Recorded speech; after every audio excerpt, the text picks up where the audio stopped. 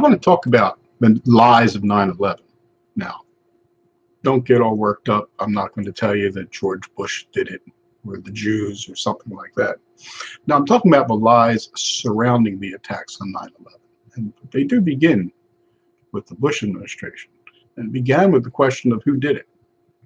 Now, I'll ask you, who's responsible? What group? You probably say Al Qaeda. But that's not right. That's not right.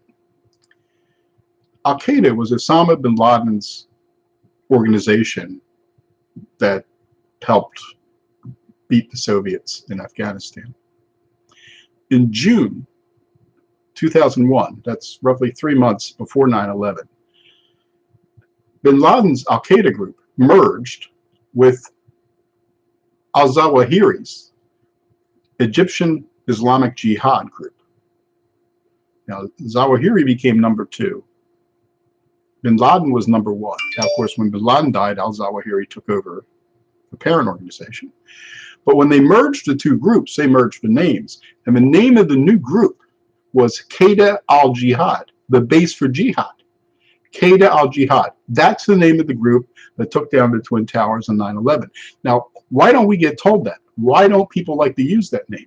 Because at the same time, if you go back and you look through the period after 9/11, you had a full court press from academics, from Islamic groups, and from the Bush administration that the term jihad didn't mean blowing shit up. The term jihad could mean being a better professor or being a better doctor or being a better student or working to be a better, whatever, engineer, all of which is true. But jihad can also be, there's all kinds of jihad, you can be a better warrior for Allah. And that's clearly what the group was doing. And they actually had the word jihad in their name. And that didn't work well with the narrative. The narrative was, about jihad's this, jihad's that. Oh, it's not really this, it's not really that. And of course, to make that argument, when you're telling people that the group that took down the Twin Towers is named Qaeda al-Jihad, didn't work very well. So they just went with the old name. And even to this day, you usually won't see U.S. government organizations calling the group Qaeda al-Jihad, which is their proper name. And if you watch their videos, even if you can't understand Arabic, if you watch Ayman al-Zawahiri's videos, which he posts occasionally, and you just listen to the Arabic, and you read the subtitles, you can hear him say, Qaeda al-Jihad, Qaeda al-Jihad, Qaeda al-Jihad. That's the name of the group. But that didn't fit the narrative. So we get lied to right away. Now, the second thing the Bush administration started telling us that was a lie, it's been continued ever since, is that guys like bin Laden hijacked Islam. And you've all heard it. Oh, they hijacked Islam. They're not real Muslims. That's a lie, too. Osama bin Laden no more hijacked Islam than Martin Luther hijacked Christianity. Now, don't get me wrong. I'm not saying, comparing bin Laden to Martin Luther. But if you look at the circumstances, what is it? Why was it that we were told that people like Osama bin Laden, couldn't make the issues these fatwas? Well, he didn't have the proper training. He didn't have the whatever. He didn't have the authority to issue a fatwa. Martin Luther was a priest. He didn't have authority to decide that there were 2 sacraments in Christianity instead of 7. Nobody gave him that authority. John Calvin wasn't even an ordained minister. He was somebody who just read the New Testament on his own and interpreted it as he thought it should be interpreted. So, in our own history, Western history, of course, which nobody studies or learns about, the idea that only certain people can determine what proper religious teachings are and issue religious readings is just wrong. Not only is it wrong for Islam, it doesn't even exist in Christianity. The idea that these guys hijacked Islam is pure bullshit. Now, don't get me wrong. I'm not saying that they have the proper interpretation of Islam. There's no single proper interpretation of Islam any more than there's a single proper interpretation of Christianity. What I'm saying is they have a legitimate, viable interpretation of Islam. It's not a majority interpretation. It's not a mainstream interpretation, but still it's a legitimate interpretation of Islam. They are no more illegitimate than Martin Luther was when he, hammered his theses onto the church door and began the Protestant Reformation. That's what it's all about. People can interpret things how they want to interpret them. And that's basically what's been going on in Islam since the beginning of the 20th century, a little bit earlier, because they didn't start printing till the late 19th century. So you don't have the availability of sources, ready availability of sources that you had in Christianity back in the 15th century. You don't have until basically the 20th century in Islam. As soon as you get it, guess what? People start reading it on their own and interpreting it their own way. And that's basically what we're talking about here with Osama bin Laden. Now, to say that they're not real Muslims, this is like the biggest crock of shit in the world. What happened when we finally caught bin Laden and President Obama got him and they killed him? What did they do with the body of a guy who wasn't a real Muslim? A guy we were told Muslims didn't see him as a real Muslim. They just throw him over the side of a ship, feeding to the pigs? No. They made a big effort. They didn't. There's no pictures, at least none that were published. There's probably some in the archives somewhere. But they made a big thing about the fact that when they disposed of his body, they gave him a proper Muslim burial. Well, why do you worry about giving a proper Muslim burial to somebody who's not a real Muslim? And according to U.S. administrations, Muslims around the world don't see him as a real Muslim. It's nonsense. They do see him as a real Muslim. I don't mean in the sense that they agree with him or they want to go out and follow him or anything else. But it doesn't take that much to be a Muslim. It doesn't take that much to be a Christian. We do this all the time in Christianity. She's not a real Christian. He's not a real. What's it mean to be a Christian? What do you have to do to become a Christian? You have to believe that Jesus Christ was the Son of God. You have to believe he was crucified, and you have to believe that he rose from the dead. Now, if you believe those things, you're a Christian. You can be any number of different types of Christian. You can be your own type of Christian, but you're still a Christian if you believe those things. It's the same with Islam. It's even somewhat easier. In Islam, all you have to do is, recite the Shahada. There is no God but Allah, and Muhammad is his messenger. It's that simple. And if you say that meaning it religiously, not just repeating it to make a point in a video or in a class, if you repeat that and you mean it, you are a Muslim. So does anybody believe that Osama bin Laden didn't believe that Allah was the one true God? Of course he believed that. Who wouldn't? Everybody knows he believed that.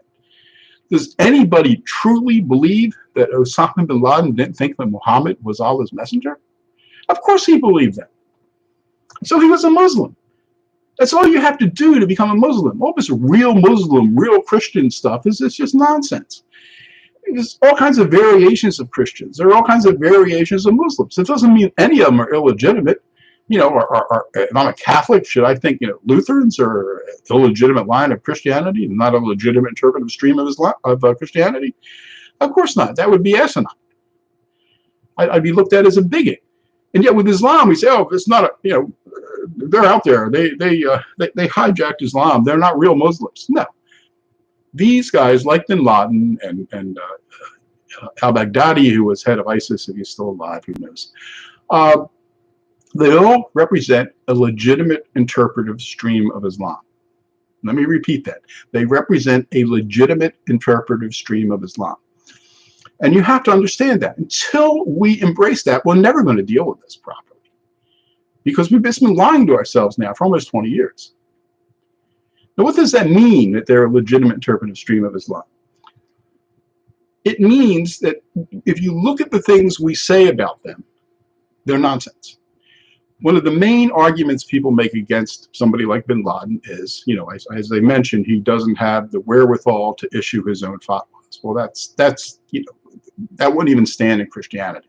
People do issue their own fatwa equivalents all the time. That's what the Protestant Reformation is all about. But the other thing is that if you look at the arguments made that, oh, they're throwing out 1,300 years of interpretations. And we say, well, okay, so that's supposed to be a bad thing. That undermines what they're saying, that undercuts their message. No, it doesn't. That's the heart of their message. Well, basically the argument we make misses the whole point of the selling point of their message, which makes them attractive, and that's why people flock to them and why they keep finding people willing to do all the stuff that they do. Think about it. This is really the argument about throwing out the 1300 years. And of course, you can make the same argument with Christianity. Luther was throwing out 1500 years of interpretations of the Catholic Church. Ergo, let's throw away the Protestant Reformation? No. I mean, that makes no sense. So let's look at Islam and understand the selling point of Islam about this 1300 years of interpretation, because it's really simple and it's really powerful. And to ignore it and to lie about it just obfuscates the reality that you need to deal with. Here's the argument, simplified. Where is Islam today? What's Islam look like? Not doing very well. Divided, a lot of infighting, Shia and Sunnis killing each other. Is there any area of expertise around the world that Muslims are really doing well at? I mean, extracting oil, blowing stuff up. But beyond that, medicine, science, anything. Go back 1300 years to the beginnings of Islam. Where was Islam 1300 years ago? Conquering everything from the Atlantic Ocean to the subcontinent of India, from the Sahara to the Eurasian steppes. Islam was on a roll.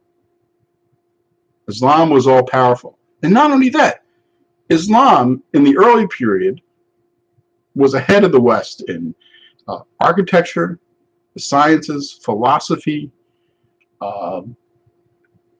any number of things, medicine, optics, all these things where Muslims were making these scientific breakthroughs, which were being copied and adopted and given westernized names and reprinted in the West. The West was learning from Islam. It was the Muslims who rediscovered the Greek and Roman classical texts, and it was through them that the Europeans rediscovered them for the Renaissance to one extent or another. There's a lot more detail than that. Islam was leading the way, not just militarily, but politically, socially, economically. For its day, it was progressive. I mean, compared to what was going on in the Christian world, you could say that the Quran was truly progressive in how it treated women and other groups. But that was 1300 years ago. So that was Islam then, and this is Islam now. Well, why is Islam the way it is now? Why isn't it like it was 1300 years ago? What's missing? Well, there's two things missing. The first is all those interpretations of Islam over the last 1300 years have led to the division of Islam because it's been interpreted differently. So you have the Sunnis and the Shia, and of course the Shia break down into two main categories and then little subcategories, and the Sunnis break down into 5 categories and then little subcategories. So you have all these divisions in Islam. And division, it's like anything. You have one reed, it's strong, you bundle 6 of them together. It's the old idea that the Romans had. You bundle even weak reeds together, and at some point they become very powerful and strong. And what's the other thing that was going on 1300 years ago? Jihad. Muslims were on the march from, I said, from the Atlantic to the Indian subcontinent, from Sahara to the Eurasian steppe. Everywhere they were on the advance. Everywhere they were either invading or raiding, looting, taking prisoners, taking slaves, taking money, making people pay tribute. Islam was powerful. Islam was advanced. Islam was big 1300 years ago. It's not today. So this idea that people like Bin Laden are ignoring, he's ignoring 1300 years of interpretations of Islam. That's not a detriment. That's his selling point. I am ignoring 1300 years of interpretations of Islam, which have made it divided and weak. Let's get back to the old system. Jihad and strength and unity. One interpretation of Islam. There's one Islam led by a Khalifa, a successor to the Prophet Muhammad. That's the selling point of these guys. So when we sit here and you have some academic from, an Ivy League school say, oh, he's ignoring 1,300 years of interpretations of Islam, that's not a weakness. That's the strength of his argument. Yeah, exactly, asshole. I'm ignoring 1,300 years of interpretations of Islam that have divided and weakened Islam. That's what it's all about. And we can't even talk about that. They won't even tell you that that's what it's about, because all they do is lie about it. So you don't have any clue of what's going on. Because what's really going on, if you look at these guys, the jihadists coming out of the Islamist movement, Salafists and all that, which I can't get into here, they've been around for almost a century. These movements started in the 1920s in Egypt and in British India. You could argue what's today Pakistan, although there's a lot of Muslims in India too. And since the 1920s, if you track these groups, which is easy to do, almost a century now, each generation, they've been more numerous and more extreme. If you look at the groups in the 1920s, and then you look at the groups around 1940, groups like the Muslim Brotherhood, there are more of them, and they're more extreme. And they're always spinning off these little extremist subgroups. All the subgroups, basically in the Arab world, are spin-offs of the Muslim Brotherhood, including Al-Qaeda. I mean, Zawahiri came from the Muslim Brotherhood, spun off his own little extra radical group, Egyptian Islamic Jihad, and then joined with Al-Qaeda, and they're operating globally today. All these groups, and it's the same for the groups in Pakistan, they have their own little spin-offs, and they've done the same things. But if you look at these groups about every 15, 20 years, every generation, they're bigger. And they're more extreme. We've even seen that since 9/11. I mean, I'm old enough to remember 9/11. Most of you probably are. I mean, you had Al-Qaeda, Qaeda al-Jihad. Even I slip and say Al-Qaeda every now and then because it's been drummed into my head. But Qaeda al-Jihad, look at what they were like in 9/11.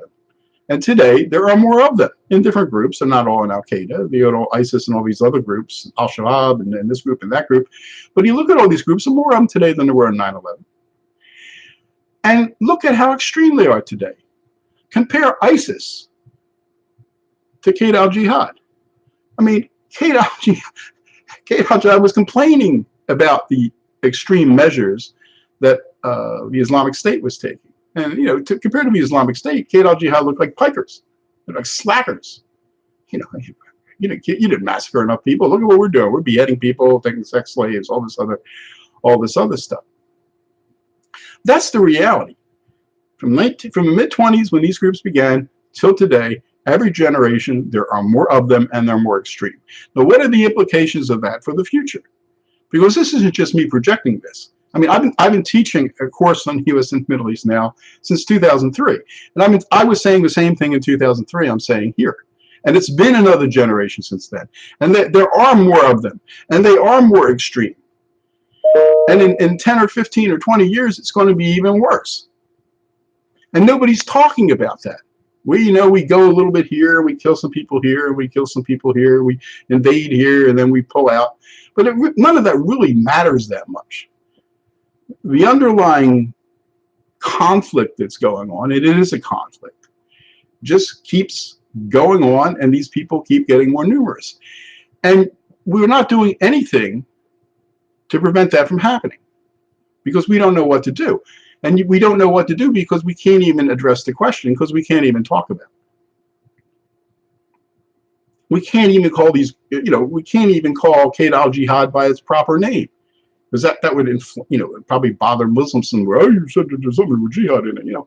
I'm sorry. That's the name of the group. And they're not trying to be better people. They're trying to blow shit up. I mean, that's their form of jihad. And their explanation for why they're pursuing that is perfectly reasonable from their point of view. Islam today is in bad shape. 1,300 years ago, Islam was in good shape. So, what's the logical thing you need to do? Act like it's 1,300 years ago. What were Muslims doing 1,300 years ago? Conquering the world, invading people, raiding people, taking slaves, looting, making people pay tribute. All in a force unified under the leadership of a single Khalifa, a successor to the Prophet. That's the problem we face. And our leaders, it's not even that they don't address it, they won't even allow us to address it. I mean, this is going to be my second book, followed on to my first book. The publisher said, you know, we can't publish, we don't want to publish this. Somebody will blow up our editorial offices. You know, the places I used to go, I used to give papers, you know, they don't even want to hear from me anymore. They don't want to even touch any of this stuff. And that's fine, but we're living in a dream palace, in a dream world, surrounded by lies. You know, the reality is, and there's another big lie, people pass on to you because they assume you don't know any history, which is probably true. We don't need to worry about these people. We're too worried about them. We put too much emphasis on them because they're a distinct minority within Islam.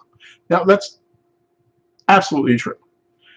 They are nothing like a majority almost anywhere in Islam. I mean, the percentage of the people who think like bin Laden varies from country and region, from, you know, a low of 2% up to a 20% realm. But you also have to remember there's a billion Muslims. So, you know, even if it's 10%, that's 100 million people. You know, even if it's 2%, it's 20 million people. That's a lot of troublemakers around the world. But the thing that when they tell us that, the assumption is, well, since they're a minority, you don't need to worry about them. But if you know any history, history isn't made by majorities all the time. Often it's not made by majorities. History is made by minorities who are organized, driven, and committed. In the American Revolution, at best, a third of the people in the colonies were patriots. You know, the people who were going to go out and fight or do something to try to overthrow the British. The other 2/3 either didn't care or were pro-British. So, you know, you could tell the king, oh, don't worry, you know, only, I mean, people were telling the king, King George, you know, only about a third of the Americans follow these guys. You have nothing to worry about. You know, you see how well that worked out. Well, let's go up to Hitler and the Nazis. That's a good one. At the peak of his power in 1940, this is after he'd conquered Poland, you know, Austria, Czechoslovakia, Poland, Scandinavia, Denmark, and Norway, and then he took the Low Countries and defeated France. You know, which had France had survived for 4 years in World War I. Hitler takes him out in 6 weeks, and he goes back to Berlin. There's this big triumphal return, and a million people in the streets. This is the height of Nazi power. This is before he gets bogged down in Russia. This is before the Allies start bombing German cities. This is the height of Hitler's power. Less than 12%, slightly, a little bit less than 12% of the German people were members of the party. And there were all kinds of advantages to being a party member. You know, jobs, promotions, deciding where your son went in the army, maybe, you know, go to France instead of Africa or later on Russia. There are all kinds of advantages to being a party member. And even with all that, and with things going so well, and with Hitler, you know, on a run of success, he looks like, you know, the greatest German statesman in history at the time, German history anyway. Less than 12% of the people joined the party, which means 88% of the people, a little bit more than 88% of the people, aren't Nazi party members. Nazis are a minority. What's there to worry about? If you're a Jew in Germany, or you're a Jew in Poland or Russia, oh, Nazis are only 12% of the German population. I'm not going to lose any sweat over that. You know how wrong that was? Again, a minority party drives the problem. Russian Revolution, 1917, October, the Bolsheviks take over. 170 million people, whereas the Russians would have put it 170 million souls. How many Bolsheviks were there in Russia? You know, some people say 25,000 here and there. There are some estimates that in St. Petersburg, where the revolution actually went down in October 1917, there may have only been like 500 Bolsheviks. Some people say 2,500, but somewhere in there. You got a country of 170 million people, the decisions being driven by a group of, let's say, 2,500 Bolsheviks in St. Petersburg. What percentage is that? I can't even do that in my head. I'd have to do it on paper. Again, a minority drives the policies creates the problems. The Jacobins in the French Revolution, the same thing, a distinct minority, but they were well organized, they were committed, they were driven, and they pushed their issues. You don't have to be a majority to stir up the world. So when I turn on and I see these people from Georgetown or Yale or Harvard say, oh, you know, we don't need to worry, they're a minority. It's a minority of the Muslim population. You know, they're turning their back on what they should know as historians, that minorities can make a lot of trouble. Minorities make a great deal of trouble. Minorities are often the ones who drive history.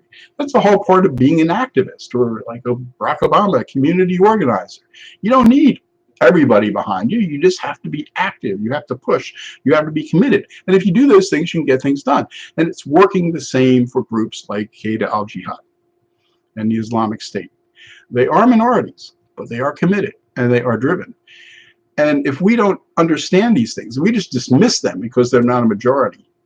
It's like dismissing the Nazis because they're not a majority, or dismissing the Bolsheviks in Russia because they're not a majority, or dismissing the American patriots because they're not a majority. That's how you become a loser. That's the ticket to Loserville, to Palookaville, is to dismiss people because they're a minority. You have to take them seriously. And as I said, not only are they a driven minority, that minority, each generation, every 15 or 20 years, has been getting bigger and bigger and bigger and more extreme. And that's not going to change. And I say that as someone who's been saying it for 16 years already. So I'm sure 16 years from now, I won't be proven wrong. I may not be around, but I'm sure, you know, there will be more of them. What are the solutions to all this? You know, I can't go into that here. But the first step in any problem is to address it forthrightly, to admit what the problem is. And when we dismiss these guys as minority, when we write them off as somebody who, you know, ignoring 1,300 years of the interpretations of Islam, when we write them off because, you know, they have no authority to issue these kinds of fatwas and decrees, when we can't even say the actual name of the group that brought down the Twin Towers, Qaeda al-Jihad, because it has the word jihad in it, and there's a whole industry in this country which wants to soft pedal that term. When we can't even do those things, there's no way we're going to be able to tackle the problem down the road. It can be done.